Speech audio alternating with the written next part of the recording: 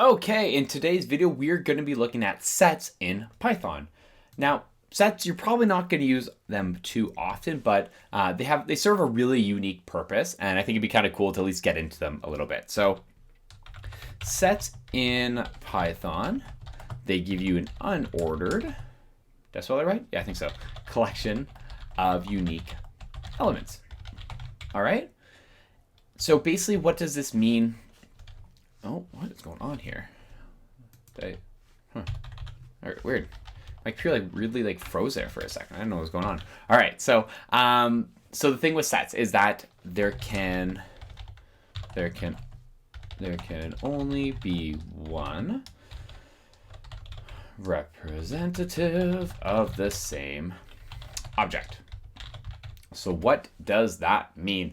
So one representative basically means that if you, let's say you have a series of data, a series of numbers, whatever it is, you can only have one of it. So it only holds unique values.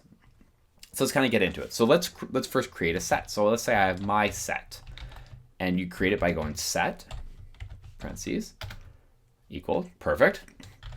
Now if I pull up my set, I will see that I now have a set that's created. So you have your set equals set, parentheses, and that's how you create a set. You can add to a set. So let's go my set add.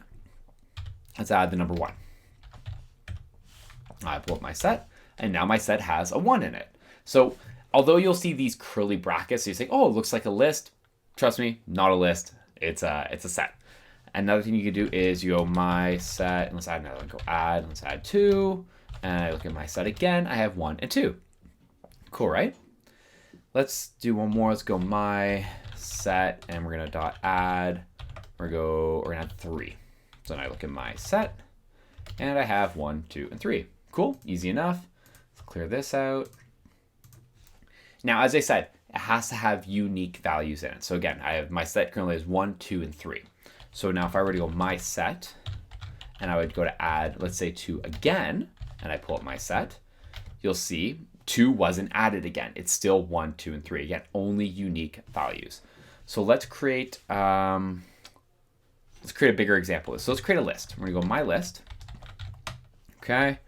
And we're gonna set it to equal a whole bunch of 1s. Let's add an 11 in there, or 111. Let's go a whole bunch of 2s, a whole bunch of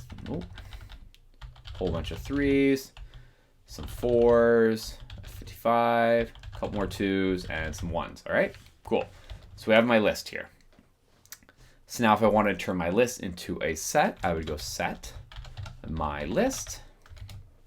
And as you can see now, only the unique values are included. So although I have a whole bunch of 1s kind of all over, only 1 shows up.